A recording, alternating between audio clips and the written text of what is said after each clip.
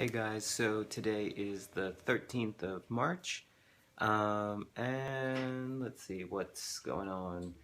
Well, I'm off today, so nothing really exciting's happened. I haven't gone out to the store yet, so I don't have anything interesting that's happened really today, but I did mention yesterday that I would talk about the second story that happened at the restaurant with the jumping shrimp.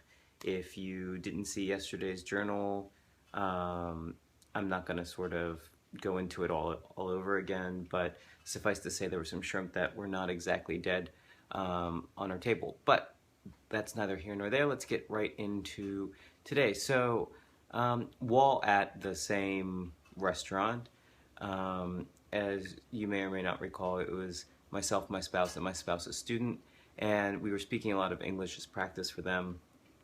And while we're there, there's a group of probably about 6 or 8 people sharing the tables at the far other end of the restaurant, which by far end I mean there's a table between our two tables. And they've been drinking a lot, which, as I said before, is pretty normal for this kind of meal. And there's this one guy who just happened to notice that we were all speaking in English, and so he came over and introduced himself in English to us and told us a little bit about himself and how he was working for this chemical company, and that was what the party he was there for was. They're actually from Tokyo, and they were coming up to meet some people from their branch office up here in Hokkaido. So we were talking, and he's asking us a little bit about ourselves and telling us a lot about what he's doing in Tokyo and where he lives and everything. And one of the questions he asked was about sort of what we were doing, and my spouse, of course, said, teaching English. And so the guy looks at me and he goes, "Oh, so you teach English too, right?" And I was like, "Oh, no, I don't." And he was like, "You're an exchange student." And I said, "No, I'm not." And he's like very confused because he assumed, I mean, and it makes sense, most foreigners here, if they're living in Japan, it's either because you're teaching English or you're an exchange student. So I told him, no, I work for X company here locally, and he was really confused, and he was like, "Well, aren't you a little bit young for that?" And I kind of laughed because, of course, I always get told that I look really, really young. And so we sort of talk about he guesses my spouse's age, a little bit older than they are, and he has us guess his age, and I purposely guess that he's in his mid 30s, despite knowing correctly that he was in his early 40s. And so he's like, I was like, "Well, how old do you think I am?" And he was like, 24. And I'm like, "Oh, no, haha, no, I'm not." And he's like, "I knew it, you're like 19." And I said, "No, no, I'm older." And he's like, "Well, I know you're not older then," and points at my spouse. And I was like, "No, I'm not older, but," and he's like, "So how much younger are you?" And I was like, "No, we're the same age." So he just was kind of in shock. The typical kind of reaction that you get here. And his coworkers had kind of been joking around about the fact that he had sort of come and sat at our table with us and was basically, in our company. And one of the people in his group, this woman, is starting to stand up, and he calls her over. He's like, "Come here, come here, come here." And he's kind of telling her a little bit about us, which is pretty typical in Japan. You don't sort of have your guests introduce themselves. You sort of do the introduction for them. And and he goes, how old do you think he is? How old do you think he is? And she's kind of scrutinizing my face, kind of looking at it like, and she's like, wait. First, guess my age. Guess my age. And I can tell, despite her very good makeup job, that she's also in her early 40s, but I guess late 20s, and she just laughs and laughs and laughs, and she's like, "Oh, no, I'm a little older than that." And her coworker is perfectly fine with telling her age to us, and she smacks him and is like, "It's 5 years younger than that." but we knew he was telling the truth. And then and so he's like, so guess his age, guess his age, guess his age, guess his age, guess his age. And she's, she's looking at my face just like, she's like, 20? And the guy's just like, no, you're so wrong, you're so wrong, you're so wrong. And she's like,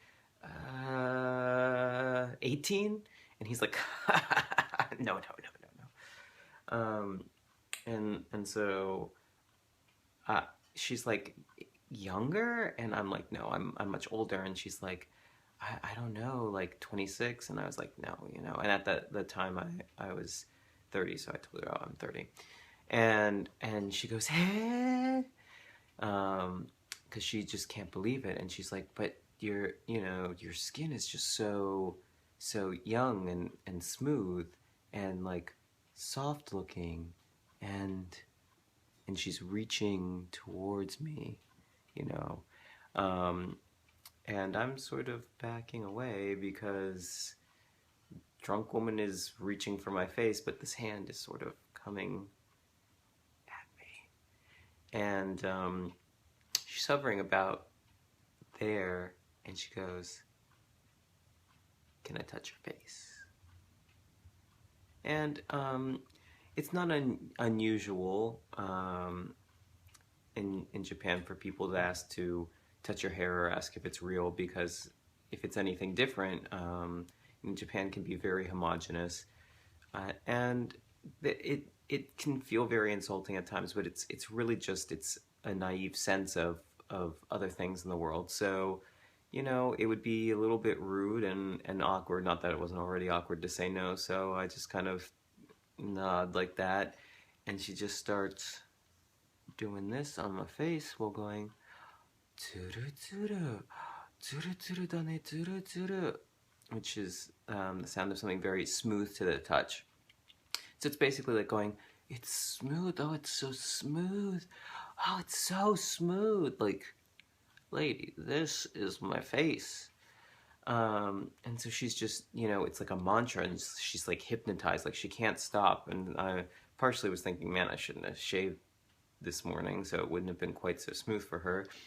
But yeah, so I've got this action going on this side, and then the guy kind of has this look come over his face, and he sort of starts to reach out, and he goes, can I touch it?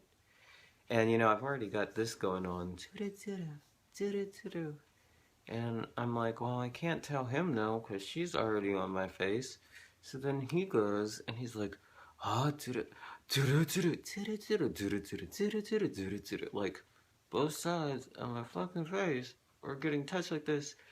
And it's a very surreal moment, sitting in Japan, small little town, middle of nowhere, and of course I've had quite a bit to drink, so I'm drunk, and there are two Japanese people sitting on either side of me, rubbing my face, talking about how smooth it is, while my spouse and their student are sitting there watching.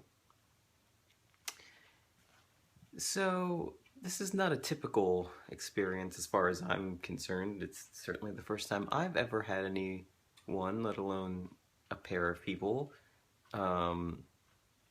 massaging, rubbing my face. But it suffice to say was quite the interesting experience, and we apparently endeared ourselves to them after that, because they invited us to come over to their table, and although there are a lot of the all-you-can-eat, all-you-can-drink things, there are many things that are not included on that menu, and they had gotten a much more expensive all-you-can-eat, all-you-can-drink menu, but they ordered us really high-end sake and ordered additional seafood. They got the most expensive crab that is available, and crab is delicious in Hokkaido. It's famous for crab here, but it's also incredibly expensive, and they just were ordering plates, mounded plates of these delicious crab legs. So I'm just sitting there, and they all speak a smattering of English, So we're kind of talking in a mix of English and Japanese, and I'm just sitting there drinking and eating all this crab, and it's, oh man, it was great. But it started to get a little bit late, so they invited us to go out with them to karaoke, and I was keen for it because this is the kind of experience. It's like a once in a lifetime deal. This ain't gonna happen, possibly ever again. But it was already getting late. There was only